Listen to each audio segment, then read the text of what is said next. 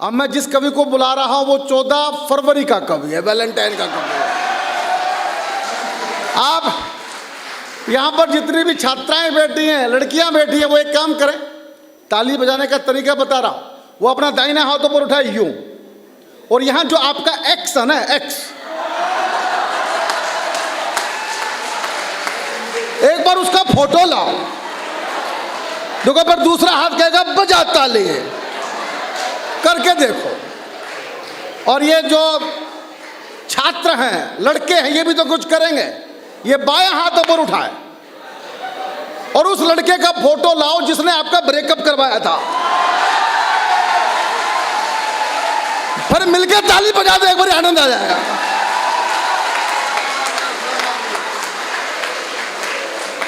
बहुत अच्छा यार, कमाल है यार, मैं आनंदित हूं, बहुत ही जबरदस्त सुन रहे हैं आप। हाँ, आनंदित है ना? हाँ, बस आनंद तो है जीवन में, और क्या, आनंद ही होना चाहिए, मस्ती होनी चाहिए।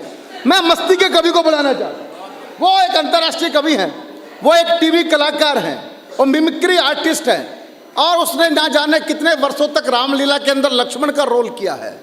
अभी कुछ नेता इस मंच पर आएंगे, भारत की पूरी संसद को लाके यहाँ खड़े कर देंगे, और आपको लगेगा कि इस माइक से कि भारत के प्रधानमंत्री बोल रहे हैं, भारत के गृह मंत्री बोल रहे हैं। ये एहसास आपको होगा कि आज सुभारती विश्वविद्यालय के अंदर सब राजनेता इकट्ठे कर दिए। उस कवि का नाम होता है दीपक सैनी।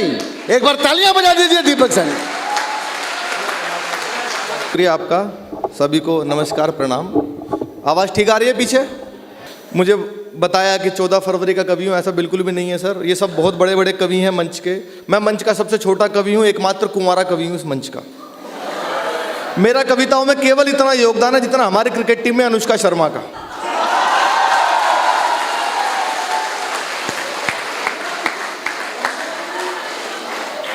भाई ने बताया प्यार बोतलों तक रह गया, होटलों तक रह गया।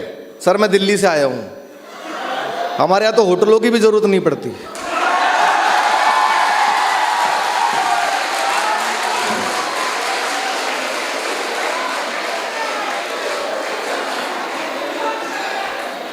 क्या हो गया? अच्छा, दिल्ली वाले भी हैं क्या कुछ? सर बहुत टेंशन चल रही है हीरो जी, इतनी टेंशन चल रही है डॉक्टर साहब, पूरे देश में, पूरी दुनिया में टेंशन है। महंगाई की टेंशन, राजनीति की टेंशन, आतंकवाद की टेंशन, प्यार प्रेम की टेंशन, बेरोज, पूरी दुनिया में टेंशन चल रही है। मैं आप सबको बताऊं, मैं दिल्ली से आया हूं, अलग अलग। कोरोना की टेंशन, कोरोना में मैडम सबसे ज़्यादा टेंशन मुझे हुई, क्योंकि अंग्रेजी बहुत आ गई। सैनिटाइजर, वैक्सीनेशन, आइसोलेशन, क्वारंटीन, अब आधे देश को अंग्रेजी नहीं आती। एक आदमी रोज मेरे घर घंटी बजाता है, बोला भाई साहब सैनिटाइजर दे दो। मैंने कहा मैं कहाँ से लाऊं? अगले दिन फिर घंटी बजाए, बोला सर सैनिटाइजर मिलेगा। मैंने कहा मैं कहाँ से लाऊं? अगले दिन फिर घंटी बजा दी, बोला भाई साहब सैनिटाइजर लेके जाऊंगा। मैंने कहा मैं कहाँ से लाऊं? बोला आपके घर के बाहर लिखा हुआ है सैनी। मैंने सैनी देख के सैनिटाइजर मांग लिया, अच्छा है मैं चड्डा नहीं हूं।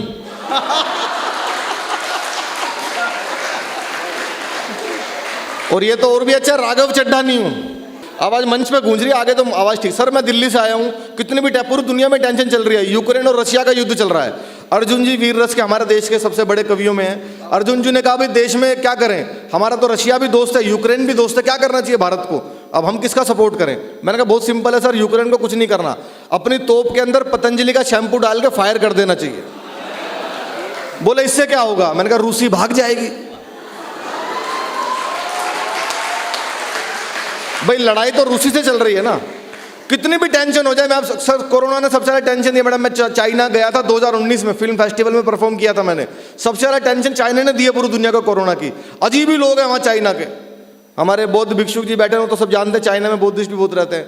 उनको अंग्रेजी नहीं आती, चाइना वालों को चाइनीज़ बोलते हैं, वो हिंदी भी नहीं आती, हिंदी में खाली भाइयों बहनों समझते हैं बस, वो कुछ नहीं आता उनको। पानी मांगना तो अंग्रेजी में मांगा, हिंदी में मांगा, उनको पानी देना समझ में नहीं आ रहा, इशारा भी कर दिया, पानी नहीं दे रहे वो लोग। हमारे इंडिया में देखो, कोई आधे किलोमीटर दूर से देख के बता देते हैं माचिस मांगने आ रहा है, कुछ नहीं आता सर उनको। मैं आपको बताऊं, मैं दिल्ली से आया हूं, पूरी दुनिया में कितनी भी टेंशन हो जाए, हमारा दिल्ली वालों को टेंशन कुछ नहीं बिगाड़ सकती। हमारा बिगाड़ सकती है कुछ? हमारा कुछ नहीं बिगाड़ सकती। हमने टेंशन को मुख्यमंत्री बना रखा है।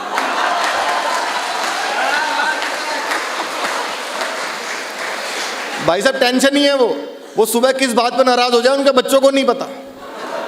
उनका 7 साल से एक ही काम है, सुबह सुबह उठो, नहा धो के शीशे के सामने जाके डेली एक डायलॉग, एक बार दिल्ली पुलिस दे दो इसको ठीक कर दूंगा, एक बार दिल्ली पुलिस दे दो ठीक करके दिखा दूंगा इसको, एक बार दिल्ली पुलिस मुझे दे दो। मैंने कहा जी दिल्ली पुलिस भी यही कह रही है।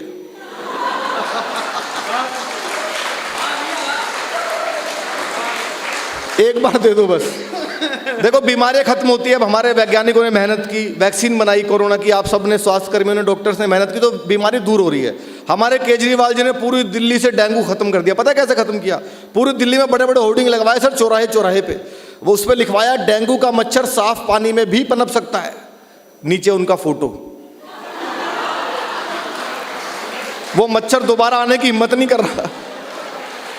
पता नहीं किस बात में नाराज होते मैडम। अभी 27 तारीख को मैंने देखा, एक मेरे सपने में सारे नेता आते हैं रात को, केजरीवाल जी मेरे सपने में रोए 27 तारीख को आके। मैंने कहा भाई साहब क्या हो गया? लोकतंत्र की हत्या हो गई। मैंने कहा जी लोकतंत्र की हत्या क्या हो गई? 26 जनवरी के दिन लोकतंत्र मर गया देश के अंदर। मैंने कहा जी कैसे मर गया? मैं कर्तव्य पथ पे बैठा हुआ था, मेरे सामने से परेड जा रही है, मोदी ने मुझे परेड नहीं करने दी।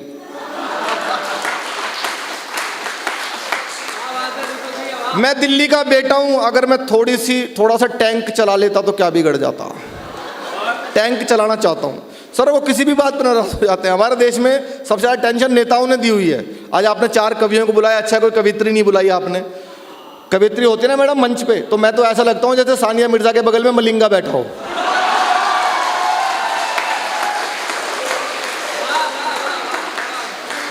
अच्छा पीछे तो एक भाई वो भी ऐसे रहे जिनकी अपनी खोपड़ी जयसूर्या के जैसी है।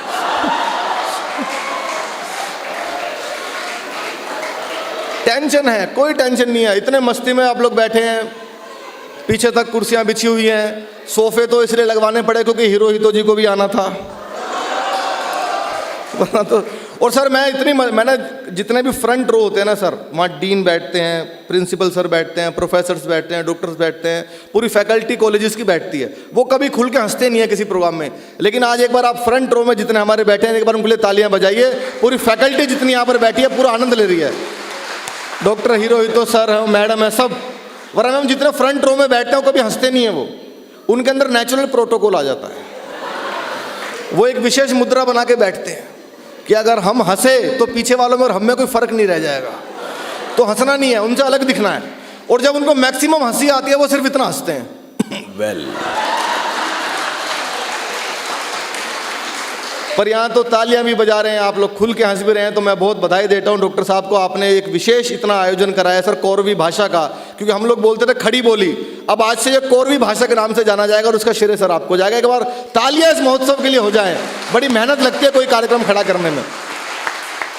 मेरे बारे में राजेश जी ने बताया मैं देश के बहुत बड़े बड़े नेताओं की मिमिक्री कर लेता हूँ। अगर आपकी इजाज़त हो तो मैं देश के बड़े नेताओं को आपके मंच पर बुलाता हूँ। बहुत बड़े बड़े नेता हैं सर हमारे देश में। एक नेता है बिहार में लालू यादव, वो मेरा नुकसान ही हो जाएगा रिकॉर्ड करके। तो एक से बढ़ के एक नेता है हमारे देश में जिनकी मैं मिमिक्री करता हूँ। सबसे पहले बुलाते हैं लालू यादव जी को। लालू यादव जी को आप सब जानते हो, सबसे ईमानदार आदमी है। जिस जेल का उद्घाटन किया डॉक्टर साहब उसी में बंद रहे।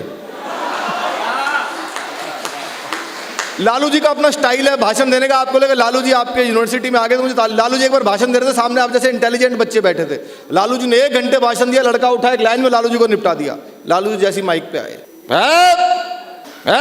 नरेंद्र मोदी, नरेंद्र मोदी, भाइयों बहनों अच्छा दिन। नरेंद्र मोदी कब अच्छा दिन आएगा, कब अच्छा दिन आएगा। नीचे से एक लड़का उठा, बोला जी 9वीं फेल आपका लड़का उप मुख्यमंत्री बन गया और कितने अच्छे दिन लोगे।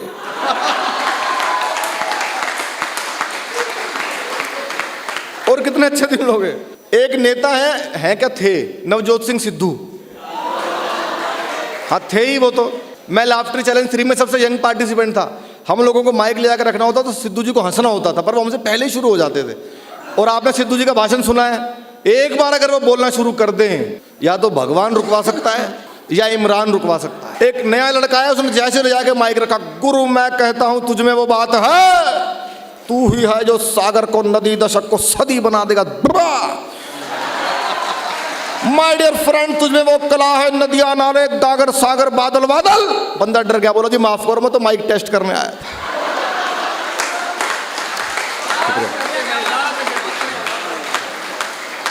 हालांकि आए तो आज हम भी माइक ही टेस्ट करने हैं। एक से बढ़ के एक नेता है। एक बहुत महत्वपूर्ण आवाज सुनाता हूं आपको, हमारे देश के रक्षा मंत्री श्री राजनाथ सिंह जी की आवाज। डॉक्टर साहब देखना, बहुत आनंद आएगा आपको। माइक थोड़ा सा इको ज्यादा कर रहा है, माइक बहुत अच्छा है पर हॉल की वजह से इको कर रहा है, मैं कोशिश कर रहा हूं। राजनाथ सिंह जी को आप सब जानते हैं, भारत के डिफेंस मिनिस्टर, रक्षा मंत्री हैं। वे अगर आते आपके इस शानदार कार्यक्रम में तो कैसे भाषण देते, पहले देखना सर जब वो लोकसभा में भाषण देते हैं राजनाथ सिंह जी। अध्यक्ष महोदय, जहाँ तक प्रश्न पाकिस्तान का है तो हमारी सरकार ने पाकिस्तान को यह स्पष्ट संदेश दिया है कि पाकिस्तान से अब कश्मीर पर कभी कोई बात नहीं होगी। पाकिस्तान से अब कश्मीर पर कभी कोई बात नहीं होगी। बात यदि होगी तो पीओके पर होगी, कश्मीर पर अब कभी कोई बात नहीं होगी। सब अब साफ आ रही है? अभी तो अमित शाह की आते आते और साफ हो जाएगी। हाँ, एक और आवाज है हमारे भारत के गृह मंत्री अमित शाह जी की आवाज। अमित शाह जी का भाषण, मिमिक्री आपने उनकी कभी किसी से नहीं सुनी है? किसी से कोई कर ही नहीं रहा है।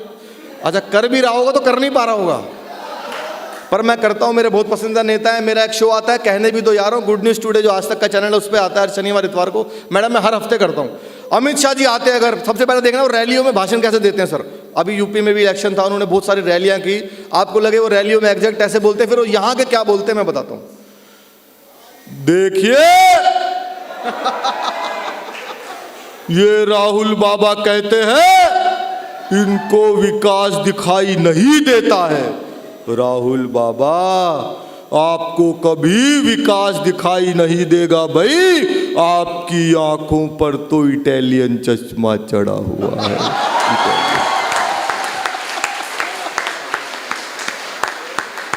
यदि अमित शाह जी यहां पे आते तो देखिए ये सुभारती के अंदर शानदार कवि सम्मेलन चल रहा है भाई, तो मैं आपको बहुत शुभकामनाएं देता हूं और इतना ही कहना चाहता हूं, ये नीले कोट ध्यान से सुनो, ध्यान से सुनो। दादा आपका चश्मा बहुत अच्छा है पर आप ध्यान से सुनो, सुनो आप।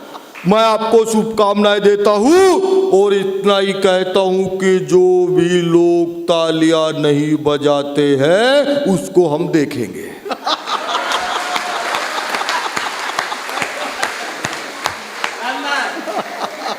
उसको हम देखेंगे, देखेंगे ही। लेकिन एक आवाज है मैडम जो पूरी दुनिया में गूंज रही है, हमारे प्रधानमंत्री नरेंद्र मोदी जी की आवाज। मोदी जी का भाषण सब लोग सुनते हैं, जो पसंद करता है वो तो सुनता ही है, जो नहीं करता वो 2 बार सुनता है। मैं जितने भी, मैं 12 देशों में गया हूं सर, मैंने देखा वहाँ पाकिस्तान के लोग भी सुनते हैं। अच्छा, उनको तो सुनना भी चाहिए, उनको हमसे ज़्यादा सुनना चाहिए। और आजकल तो वो कश्मीर मांगने की बात कर रहे थे, अब आटा मांग रहे हैं वो पाकिस्तान वाले। तो मोदी जी अगर आपके ऑडिटोरियम में आते तो कैसे भाषण देना शुरू करते, मैं कोशिश कर रहा हूँ, सुनिएगा। माइक थोड़ा सा इको हो रहा है, हो सकता है मोदी जी की निकालूं, देवगौड़ा की निकल जाए, लेकिन आप लोग बहुत मन से सुन रहे हैं, सुनिए।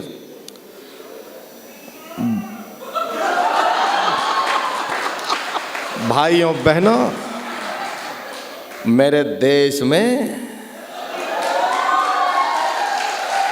और देश के उत्तम प्रदेश उत्तर प्रदेश में, उत्तर प्रदेश के सुभारती विश्वविद्यालय में यह कौरवी भाषा का शानदार कवि सम्मेलन चल रहा है। तो मैं मेरी और 135 करोड़ भारतीयों की तरफ से आपको शुभकामनाएं देता हूं। शानदार कार्यक्रम चल रहा है। दीपक सैनी कविता पढ़ रहे हैं। दीपक सैनी को बुलाना चाहिए कि नहीं बुलाना चाहिए? बुलाना चाहिए कि नहीं बुलाना चाहिए? बुलाना चाहिए कि नहीं बुलाना चाहिए? दीपक सैनी को बुलाना चाहिए, हर कार्यक्रम में बुलाना चाहिए और इतना मोटा लिफाफा भी देना चाहिए।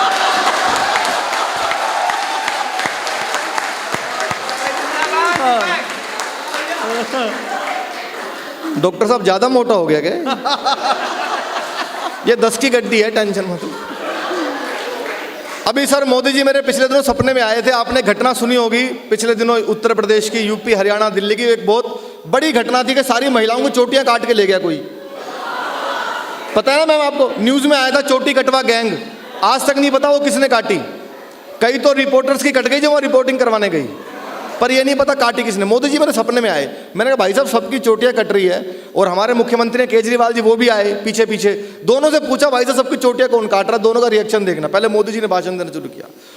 भाइयों बहनों, मेरे देश में कोई चोटी काट कर ले जा रहा है, कोई तो है जो चोटी काट कर ले जा रहा है, और ये हमारी माता बहनों को केशलेस बना रहा है।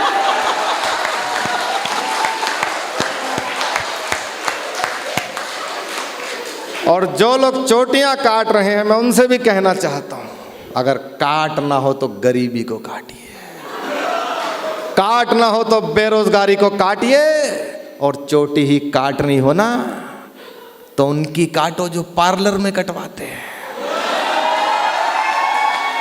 पीछे पीछे दिल्ली के मुख्यमंत्री केजरीवाल जी आ गए। आपको लगे पॉइंट, कोमा, फुल स्टॉप के साथ तो एग्जैक्ट यही बोलते। मैंने कहा भाई साहब सबकी चोटियां कौन काट रहा है? ये नरेंद्र मोदी कटवा रहा है जी सबकी।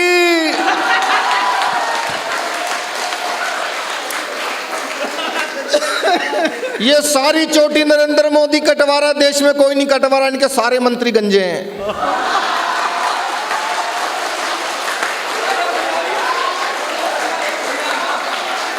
मैं कहा जी आपके भी तो मंत्री गंजे हैं, मनीष सिसोदिया खुद गंजा है। गंजा मत कह देना मनीष को, 6 बजे उठ जाता है वो।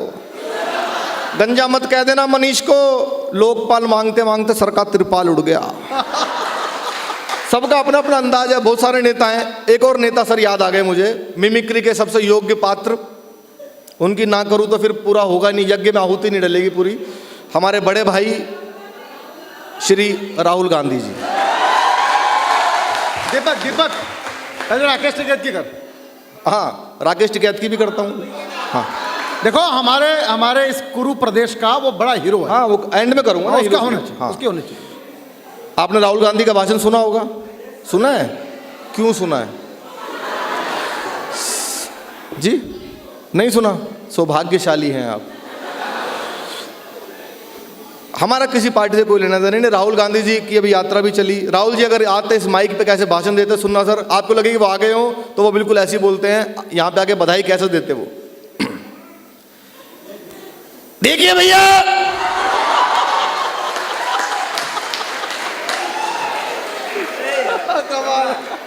ये जो कविता है, ये जो पोइट्री है, ये जो कवि सम्मेलन है, सवाल ये है कि ये क्यों होता है। मैं आपको बताता हूं, ये गोदी मीडिया आपको कभी नहीं बताएगा भैया, मैं बताता हूं। How is it possible? ये कवि सम्मेलन क्यों होता है? ये बैठे हैं, डॉक्टर साहब बैठे हैं, फैकल्टी बैठी है, ये लोग पैसा देते हैं तो हम करते हैं। सिंपल है भैया, खत्म, टाटा बाय बाय, गए भैया।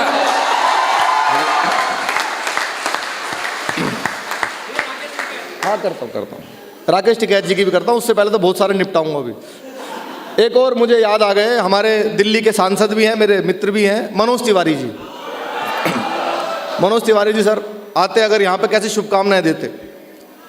अरे भैया जानते हैं आप सब लोग, ये जो कवि सम्मेलन होता है ना, ये बड़ा ही पावन होता है, और अगर कवियों की कविताओं पर ताली नहीं ना कोई बजाता है तो छठी मैया पाप देती है।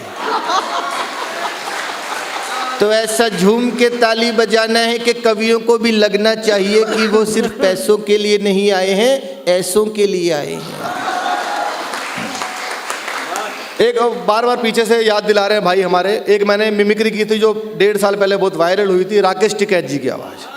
हो सकता है आप में से कुछ लोगों ने सुनी हो सकता है कुछ लोगों ने ना सुनी हो। राकेश टिकैत जी को आप सब जानते हैं। भाई साहब मेरे सपने में आ गए राकेश टिकैत जी। मैंने अच्छा, जो पॉपुलर होता है वो मेरे सपने में जरूर आता है। मैंने अभी, हमारी टीम वर्ल्ड कप से बाहर हो गई थी, आपको पता होगा, हमारी टीम क्रिकेट वर्ल्ड कप से बाहर हो गई। टिकैत साहब मेरे सपने में आए। मैंने कहा टिकैत साहब ये बताओ, हमारी टीम वर्ल्ड कप से बाहर हो गई, क्या करोगे? अब देसी आदमी उसको क्या इलाज बताएगा देखना, क्योंकि उन्होंने इतना बड़ा आंदोलन किया देश का। मैंने टिका साहब क्या करना चाहिए, टीम वर्ल्ड कप से बाहर हो गई, आंदोलन होगा, आंदोलन होगा, आंदोलन पूरा करेंगे, आंदोलन अब की बार आंदोलन होगा। मैंने ये आंदोलन होगा कहाँ होगा, ये करेंगे आईसीसी के गेट पे। मैंने कहा आईसीसी, हाँ ये जो इंटरनेशनल कांग्रेस कमेटी जो क्रिकेट करवाती है वहाँ करेंगे आंदोलन होगा और मांग करेंगे, मांग। मैंने कहा जी क्या मांग करो, मांग करेंगे कि दोनों मैच जो हारे हैं दोबारा करवाओ, ये मैच दोबारा होंगे, ये दोनों मैच दोबारा करवाओ और रन रेट का कानून बनेगा। इस टीम का रन रेट बढ़ गया, उस टीम का रन रेट गिर गया, कौन बढ़ाता है रन का रेट, ये रन का रेट कौन लेता है देश में, ये रन रेट का कानून बनेगा। और एक और समस्या है क्रिकेट में, अब आपको बड़ा मजा आएगा, एक और समस्या है क्रिकेट में, अंपायर उंगली उठा के आउट देता है, बैट्समैन ऐसे कर देता है, अंपायर किसी से बात करके नोट आउट कर देता है।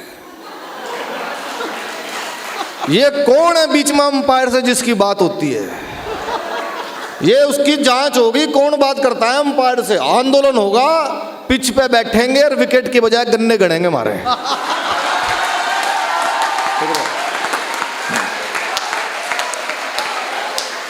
धन्यवाद, बहुत आनंद आ रहा है, बहुत मजे से आप लोग सुन रहे हैं। एक से बढ़ के एक नेता हैं राजनीति में, बहुत पॉपुलर लोग हैं।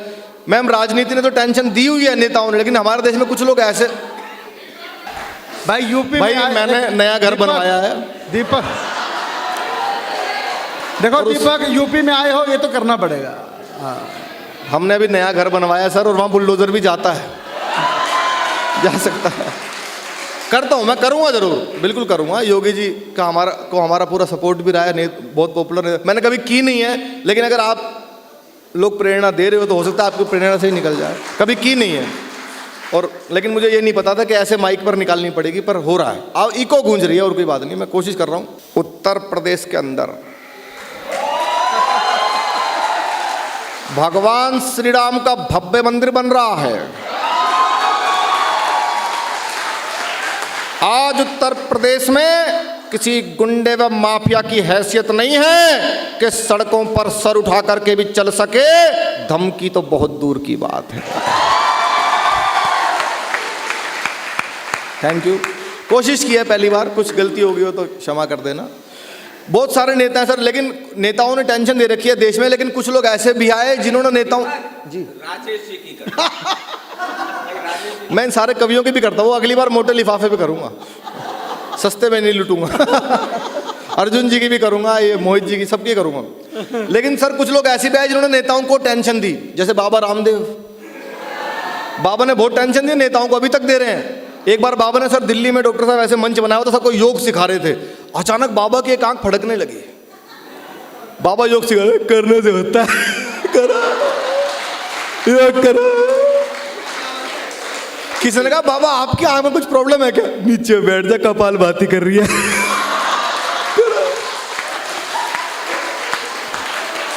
तभी बाबा के पास एक फोन आया, बोला देश के सारे नेता आएंगे, अपनी अपनी समस्याएं बताएंगे। बाबा ने कहा बुलाओ। सामने नेता, बाबा मंच पे, नेताओं ने कहा बाबा हमें भारत से करप्शन खत्म करना है, क्या करें बताओ। कुछ नहीं करना, पहले चटाई बिछाओ।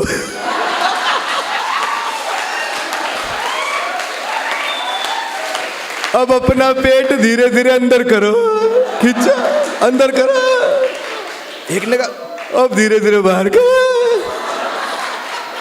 किसी ने कहा बाबा पेट अंदर बाहर करने से करप्शन कैसे, करता जा पेट तो कम होगा।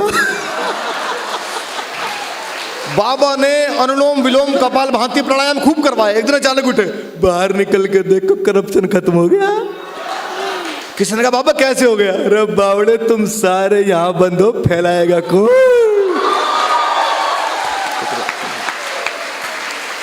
बहुत बहुत शुक्रिया, बहुत मन से आप लोग आनंद। आइए मैं एक दो कविता आपको जरूर सुना के जाऊंगा, क्योंकि आपने कवि सम्मेलन के लिए बुलाया। दो कविताएं बहुत भरपूर मन से आपको सुनाऊंगा। बहुत सारे नेता सर, एक आध कविता सुनाऊंगा क्योंकि आपने कविताओं के लिए मुझे बुलाया है। सामने देश की युवा पीढ़ी बैठी है, हमारे भाई बैठे हैं, हमारी बहनें बैठी हैं, पूरी फैकल्टी बैठी है। बहुत आनंद से आप सुन रहे हैं, बहुत अच्छे विषय पर मोहित भाई ने कविता सुनाई जो युवाओं में सुनाई जानी चाहिए थी।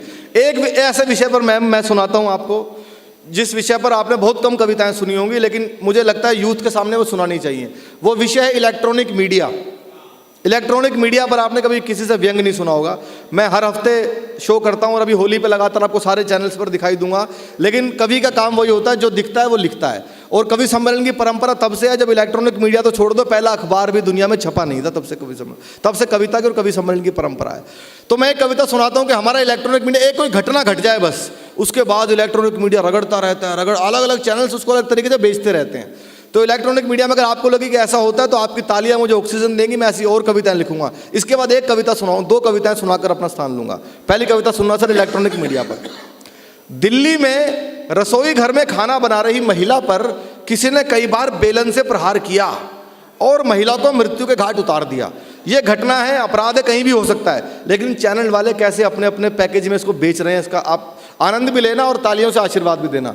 दिल्ली में रसोई घर में खाना बना रही महिला पर किसी ने कई बार बेलन से प्रहार किया और महिला को मृत्यु के घाट उतार दिया। पुलिस ने शव का पोस्टमार्टम शुरू कराया और मीडिया ने खबर का। वाह वाह वाह, एक लाइन की कविता है। पुलिस ने शव का पोस्टमार्टम शुरू कराया और मीडिया ने खबर का। पहले चैनल पर खबर थी, क्या एक अदना सा बेलन किसी की जान ले सकता है? क्या प्रभु छोटे से बेलन में इतनी शक्ति दे सकता है? हमारे विशेष संवाददाता इसकी तह तक जाएंगे और बेलन की सही शक्ति का पता लगाने के लिए कैमरामैन के सर पे आजमाएंगे। दूसरे चैनल पर एक रिपोर्टर खाली जमीन दिखाते हुए बोला, गौर से देखिए इस जमीन को, ये कोई मामूली जमीन नहीं है, उस महिला की मौत की जड़ यही है। 500 साल पहले यहां था एक पेड़ जिसका बेहद मोटा तना था। जी हां, उसी तने की लकड़ी से वो खूनी बेलन बना था। खूनी बेलन बना था। तीसरे चैनल पर खबर थी, नमस्कार, आज का मुख्य सवाल इस प्रकार है, जिस बेलन से महिला की मौत हुई वो किस लकड़ी से बना था? ए नीम, बी शीशम या सी कोई और? अपना मोबाइल फोन उठाकर उसके मैसेज बॉक्स में जाकर टाइप कीजिए BELAN और भेज दीजिए 000 पर। और अपनी प्रस्तुति का, अपनी परफॉर्मेंस का अभी तक का सबसे बारीक व्यंग आप सबकी अदालत में रखता हूं, आपको समझ में आ जाए तो मुझे आशीर्वाद देना। चौथे चैनल पर खबर थी, नमस्कार, आज हमारे साथ मृतक महिला के पति सुधीर हैं जो इस वक्त बेहद गंभीर हैं। सुधीर, जैसा कि हमें पता चला है कि आप दफ्तर से जल्दी आने वाले थे, अपनी पत्नी के हाथ से बने पकौड़े खाने वाले थे। दर्शक आपसे जानना चाहते हैं आपको ज्यादा किस चीज का दुख है? दर्शक आपसे जानना चाहते हैं आपको ज्यादा किस चीज का दुख है, पत्नी के मर जाने का या पकौड़े ना खा पाने का? इतना सुनकर सुधीर रो दिए। रिपोर्टर फिर बोला, सर थोड़ी देर अपना गम दबा लीजिए, मन को मत मारिए, पकौड़े बाहर से मंगा लीजिए। बस इससे ज्यादा मैं नहीं देख पाया इलेक्ट्रॉनिक मीडिया का द्वंद। तुरंत अपना टेलीविजन किया बंद और विचार किया कि सबसे अलग दिखने की चाह में ये झूठ के पालने में इतना झूल गए कि ज्यादातर मीडिया चैनल तो सत्य दिखाना ही भूल गए। ये इधर उधर से उल जुल खबरें सहेजते हैं, फिर उसे मन चाहे दाम पर बेचते हैं। हकीकत तो यह है दोस्तों, सबसे तेज होने का दावा करने वाले ये चैनल्स धीरे से ही सही पर सत्य सत्य और केवल सत्य दिखाएंगे तो हमारे देश में हत्यारे, चोर, अपराधी, भ्रष्टाचारी, बलात्कारी शायद नहीं पनप पाएंगे। शायद। एक मिनट हो गया। अब मैं 4-4 पंक्तियां, दो 4-4 पंक्तियां आपको सुनाता हूं, 2 छंद सुनाता हूं आपको, बहुत जरूरी छंद है, उसके बाद मैं अपना स्थान लूंगा। पहला छंद मैं सुनाता हूं राष्ट्रीय मुद्दे पर, दूसरा छंद मैं सुनाता हूं जो मुझे युवाओं को सुनाना चाहिए। सर, एक घटना घटी पिछले दिनों, धारा 370 कश्मीर से हटाई गई, आप सब जानते हैं। लोगों ने बहुत लंबा उस पर लिखा था, कश्मीर फाइल्स मूवी भी आ गई, लोग मूवी देख के बहुत रोए। युवा पीढ़ी को जो अभी 20-25 साल की जिनकी उम्र है, जिन्होंने इतिहास पढ़ाई नहीं, उनको पता ही नहीं था कि हुआ क्या था। तो मैं आपकी अदालत में 4 पंक्तियां रखता हूं, चौथी पंक्ति में आपको कश्मीर और धारा 370 का पूरा इतिहास समझ में आ जाए तो पीछे तक एक भी हाथ खामोश ना रहे। उसके बाद एक छंद और सुनाऊंगा। बिल्कुल पूरा इतिहास है, शंकराचार्य जी से लेकर उमर अब्दुल्ला तक का कश्मीर का, और आज़ादी के बाद से धारा 370 का पूरा इतिहास रखता हूं आपके चरणों में। देश तो आज़ाद हुआ और जिंदाबाद हुआ, जलता रहा तिरंगा कश्मीरी लैंड में। आपको एक एक पंक्ति में सच्चाई लगे तो चौथी पंक्तियों पर मुझे आशीर्वाद चाहिए। देश तो आज़ाद हुआ और जिंदाबाद हुआ, जलता रहा तिरंगा कश्मीरी लैंड में, भारत हो मुर्दाबाद और पाक जिंदाबाद, यही धुन बजती घाटी के हर बैंड में, जन विश्वास जगा, भावी इतिहास जगा और देश सौंप दिया मोदी जी के हैंड में, और देश सौंप दिया मोदी जी के हैंड में। 70 बरस से कलंक थी जो धारा वह मोदी ने उखाड़ फेंकी 70 सेकंड में।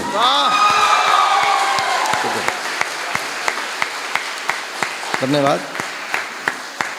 और अंतिम एक छंद सुनाकर अपना स्थान लूंगा, वो भी बहुत जरूरी है। जैसा आपने लोक भाषा का कार्यक्रम कराया, हमारी जो राष्ट्रभाषा है हिंदी, हिंदी के साथ भी जितना दुर्व्यवहार पिछले 70 सालों में किया और किन लोगों ने किया, मैं आपको बता रहा हूँ राजेश जी।